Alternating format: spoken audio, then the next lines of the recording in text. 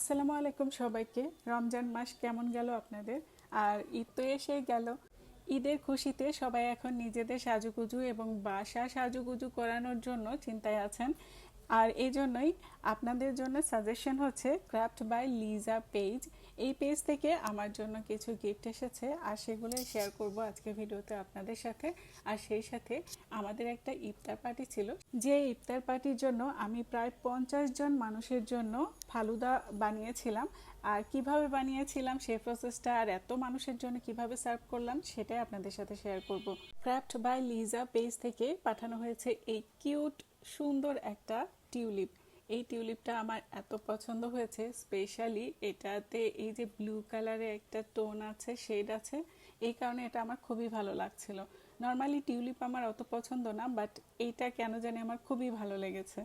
সেই সাথে একটা ঈদ কার্ড ছিল এবং এই যে একটা ল্যাম্প, এটা এত কিউট। এটা জানি না ভিডিওতে দেখে আপনাদের কাছে কতটুকু কিউট লাগছে, আমার কাছে খুবই ভালো লেগেছে। হাফ মুন, সেই সাথে একটা ল্যান্টার্ন ঝুলছে হাফ মুনের সাথে। এটা খুবই কিউট আর লাইট জ্বালানোর পরে আরও বেশি সুন্দর লাগে। নিচে এই যে সুইচ আছে এবং ভেতরে ব্যাটারি দেওয়া আছে, সেই কারণে সুইচটা অন করলেই এরকম সুন্দর লাইট জ্বলে। আপনি যদি রুমের লাইটটা অফ করে দেন তাহলে এরকম সুন্দর লাগবে। আর আমি কিচেনে রেখেছি। কিচেন আমার খুবই পছন্দের একটা জায়গা, প্রিয় একটা জায়গা। বেশিরভাগ সময় আমি কিচেনে থাকতে পছন্দ করি বা থাকা হয়, সে কারণে আমি কিচেনে আপাতত রেখেছি। আপনারা বাসার যে কোনো কর্নারে রাখতে পারবেন, যে কোনো কর্নারের সৌন্দর্য এরকমভাবে বেড়ে যাবে। আমি অবশ্য প্লেসটা চেঞ্জ করে দিব, আমার যখন যেখানে খুশি সেখানে রেখে সেই কর্নারের সৌন্দর্যটা বাড়াতে সাহায্য করব। টিউলিপটা আমি এখানে কিউট এই স্পুন হোল্ডারে রেখেছি, কারণ এই স্পুন হোল্ডারে আমি কিউট কিউট সব স্প্যাচুলা রাখি, যেগুলো আমি শুধুমাত্র ভিডিও করার জন্য ইউজ করে থাকি। সে কারণে কিউট টিউলিপটা ওখানে রেখেছি। আর এই যে হাফ মুনের সাথে ল্যান্টার্নটা আমি এখানে রেখেছি। আমার কাছে খুবই ভালো লেগেছে এইগুলো। কিউট ঈদ কার্ডটা আপনারা চাইলে আপনাদের কাছের মানুষদেরকে দিতে পারেন, অথবা বাচ্চারা যদি কাউকে ইনভাইট করতে চায় বা ঈদ কার্ড দিতে চায় তারা এটা ইউজ করতে পারবে। যাই হোক, আমার কাছে এই প্রোডাক্টগুলো অনেক বেশি ভালো লেগেছে। আপনাদের কাছে কেমন লেগেছে কমেন্টে জানাবেন। এটা হচ্ছে craft by Liza Facebook page, আর এই পেজে আপনারা সব ধরনের প্রোডাক্ট পেয়ে যাবেন। এখানে ঘর সাজানোর প্রোডাক্ট থেকে শুরু করে নিজেদের সাজার প্রোডাক্ট পর্যন্ত সব কিছুই আছে। चले मुझे चूड़ियां दिलवाना। এত কিউট লেগেছে, অনেক সুন্দর। আর ঈদের আগেই আপনারা সেরে ফেলতে পারেন আপনাদের ঘর সাজানোর বা নিজেদের সাজার জিনিসপত্র, অথবা ঈদের পরেও কিন্তু যে কোনো সময় আপনারা ক্রাফট বাই লিজা পেজে ভিজিট করতে পারেন। আফসিন যে ড্রেসটা পরে আছে এটা খুবই কমফোর্টেবল একটা ড্রেস, কারণ এটা কটনের একটা ড্রেস। আর ঘের দেখেন, অনেক ঘেরের এই ড্রেসটা। এর উপরে হাতে কাজ করা আছে, আর এখানে চেরি, রেড কালারের চেরি দেয়া আছে। বাচ্চারা এই চেরি ডিজাইনটা খুবই পছন্দ করে। আফসিনেরও অনেক বেশি ফেভারিট এই ড্রেসটা, যখনই দেখেছে চেরি আছে। আর এই ভিডিও করার সময় ওই দিন মুড অত ভালো ছিল না, সে কারণে ওকে হাসি খুশি অতটা দেখা যাচ্ছে না, কিন্তু ড্রেসটা আফসিনের অনেক বেশি পছন্দের। এই ড্রেসটা আপনারা পাবেন বিডি ড্রেস প্লেস এই পেজে। এই পেজে আপনারা ভিজিট করতে পারেন যে কোনো ধরনের ডিজাইনের, যে কোনো ধরনের কালারের ড্রেস পেতে। গরমের জন্য বাচ্চাদের খুবই কমফোর্টেবল এই ড্রেসগুলো। এখানে আমাদের পরিচিত যত ফ্যামিলি আছে তাদের নিয়ে একটা ইফতার পার্টির আয়োজন ছিল। সবাই এখানে ওয়ান ডিশ নিয়ে আসবে এরকম। তো আমার ভাগে পড়েছিল ফালুদা। 50 জন মানুষের জন্য ফালুদা রান্না করেছিলাম, সেটাই শেয়ার করব। প্রথমে সাবুদানাটা সিদ্ধ করে নিয়ে তারপর আমি দুধের মধ্যে দিয়ে রান্না করে নিয়েছি। তারপর নুডলস কীভাবে সিদ্ধ করে রেখেছি সেটা দেখালাম। এরপর জেলিগুলো আমি রেডি করে নিচ্ছি। বিভিন্ন কালারের জেলোগুলো আলাদা আলাদা করে গরম পানিতে মিশিয়ে তারপর আমি এভাবে স্কোয়ার শেপের অথবা রেক্টাঙ্গুলার শেপের বাটিতে ঢেলে ঠান্ডা হওয়ার জন্য রেখে দিয়েছি।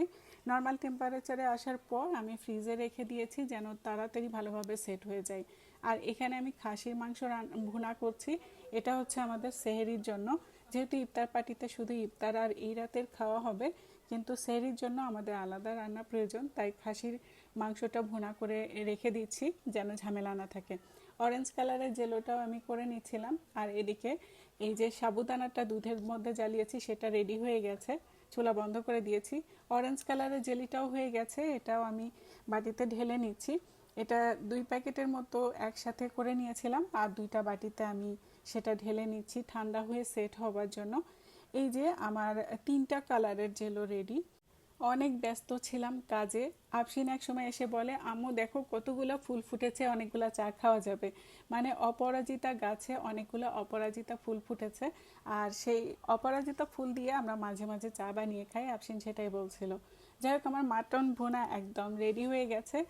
আর এই যে সাবুদানাটা আমি ঠান্ডা হওয়ার জন্য রেখে দিয়েছিলাম, অলরেডি আমি সেই বক্সে ঢেলে নিয়েছি, যে বক্সে করে আমি নিয়ে যাব। এই বক্সটা খুবই উপকারী, খুবই হেল্পফুল। এই যে দেখেন, এর সাথে হ্যান্ডেল আছে, এভাবে ঢাকনা বন্ধ করে ইজিলি আমি এভাবে এতগুলা মানুষের জন্য ফালুদা ক্যারি করে নিয়ে যেতে পারবো। এই বক্সটা কিন্তু অনেক বড়, দেখে বোঝা যাচ্ছে না ভিডিওতে, বাট আমি দূর থেকে দেখানোর চেষ্টা করেছি। যাই হোক, ফ্রুটস যেগুলো মেশাবো সেগুলো আমি রেডি করে নিয়েছি, যেগুলো কাটার দরকার সেগুলো কেটে নিয়েছি, আর জেলোগুলো ফ্রিজে রেখে ঠান্ডা করে নিয়েছি। এখন ছোট ছোট কুচি কুচি করে নিয়েছি, বড় বড় কুচি হলে ভালো লাগে না। এইগুলো যত ছোট হবে তত খেতে ভালো লাগে, বা মুখের মধ্যে গেলে তখন ভালো ফিল হয়, খেতে ভালো লাগে। এই যে আমি 3 কালারের জেলো নিয়েছি, আর কালারগুলো কি সুন্দর লাগছে। আসলে ফালুদার সৌন্দর্যই বাড়ায় এই জেলোগুলো, যদিও এইগুলো খাওয়া বেশি স্বাস্থ্যসম্মত না, তারপরও কি আর করা। ফালুদা তো জেলো ছাড়া তেমন দেখতে সুন্দর হয় না, খেতে তো ঠিকই ভালো হয় কিন্তু দেখতে সুন্দর হয় না। আমি ঠান্ডা করে নেওয়া সাবুদানা আর দুধের যে মিশ্রণটা, সেটার মধ্যে আমি ঠান্ডা জেলোগুলো টুকরা করে দিয়ে দিলাম। এটা আগে মিশিয়ে নিচ্ছি, তারপর আমি দিয়ে দিচ্ছি সিদ্ধ করে রাখা ঠান্ডা নুডলসগুলো। এরপর কেটে রাখা কলার কুচিগুলো দিয়ে দিচ্ছি। তারপর আপেল কেটে রেখেছিলাম। আপনারা জানেন কলা আর আপেল কেটে রাখলে একটু কালচে হয়ে যায়, যদিও আমি বেশি আগে কাটিনি, বাট এত দ্রুত কালো হয়ে গেছে। আর তারপর আমি বেদানা দিয়ে দিলাম, তারপর আরও কিছু জেলো দিয়ে দিলাম ওপরে, দিয়ে না মিশিয়ে আমি ওই রকমই রাখলাম, দেখতে সুন্দর লাগবে। আর পরিবেশনে আগে মিশিয়ে নিব এই জন্য। তো এই তো আমার ফালুদার বিশাল বড় বক্স রেডি। ফালুদা নিয়ে আমি নিয়ে যাব। আর ওয়ান টাইম গ্লাস আর সেই সাথে ওয়ান টাইম স্পুন নিয়েছিলাম সার্ভ করার জন্য। ইফতার পার্টিটা একটা বাসায় হবে, আর 50 জন মানুষকে একসাথে ফালুদা পরিবেশনের জন্য বাটি এবং চামচ ম্যানেজ করা সমস্যা হয়ে যেতে পারে। সেটা মাথায় রেখে আমি ওয়ান টাইম গ্লাস এবং স্পুন নিয়ে গেছিলাম। এতে অনেক বেশি সহজ আর সুবিধা হয়েছে। ধোয়ার বা পরিবেশনের কোনো ঝামেলা নেই, জাস্ট প্রত্যেককে একটা করে গ্লাসে ঢেলে একটা করে চামচ দিয়ে দেওয়া হয়েছে। সবাই অনেক মজা করে এনজয় করেছে, কোনো রকমের ঝামেলা ছাড়াই। যাই হোক, ইফতারের সময় হয়ে গেছে, আর সবাই একটা করে প্লেট নিয়ে জুসের গ্লাস নিয়ে আমরা বসে পড়েছি। আর এই তো এখানে যে আইটেমগুলো আছে, এর বাইরেও আরও আইটেম ছিল। আমি আসলে সবগুলো ক্লিপ নিতে পারিনি। আসলে সবাই একসাথে হলে আমরা গল্প করি, আড্ডা দিই, তখন দেখা যাচ্ছে ভিডিও করতে ভুলে যাই। ইফতারের এক একটা আইটেম এক এক ভাবি তৈরি করে নিয়ে এসেছে। আর এই যে ডিনারে আমাদের জন্য ছিল পোলাও আর চিকেন রোস্ট, সেই সাথে একটা ডিম ভুনা। সবগুলো খাবারই অনেক মজা হয়েছিল। আজকে ব্লগটা কেমন লাগলো কমেন্ট করে জানাবেন। আল্লাহ হাফিজ।